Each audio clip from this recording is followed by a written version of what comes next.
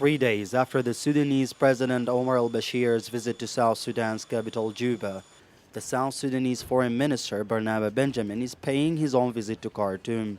Benjamin's visit is aimed at hammering out the details of cooperation agreements between the neighboring countries and arranging the provision of humanitarian assistance to South Sudanese citizens affected by ongoing fighting in the country.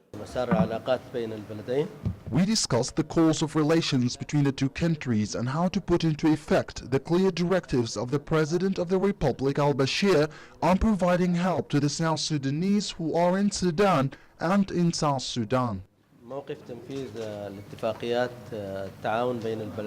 Analysts, however, have argued that the visit is of no apparent significance, having come only a few days after the visit of al-Bashir to South Sudan, but attributed the South Sudanese government's overtures to the need to cement relations with Khartoum on account of a month-long bout of violence in South Sudan, which has claimed the lives of over 1,000 people.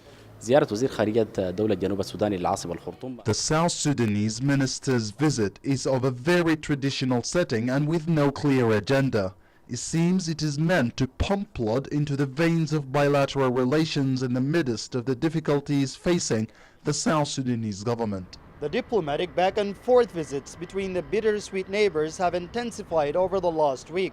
In the meantime, fighting continues in and around Bor, the capital of Jonglei, just north of Juba, and peace negotiations in Addis Ababa seem to have produced nothing more than an agreement on an agenda, a pure technicality. Despite reports of widespread fighting in many regions of South Sudan, on his visit to Khartoum, Benjamin seemed to offer a more optimistic appraisal of the government's position. On the ground, the government is in control. I would like to say this. Even in those areas where the rebels are, in Bor, for example, it is the town, there is still fighting going on there.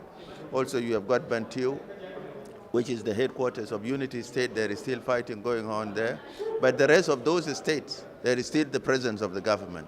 But he did not report anything new about ongoing peace negotiations in Ethiopia's capital, where both sides have shown little willingness to compromise. They will be discussing the issues related to cessation of hostilities, direct talks without preconditions, the release of the detainees according to the laws of the Republic of South Sudan, and also the enhancement of humanitarian assistance to all the areas, including the areas where the rebellion is.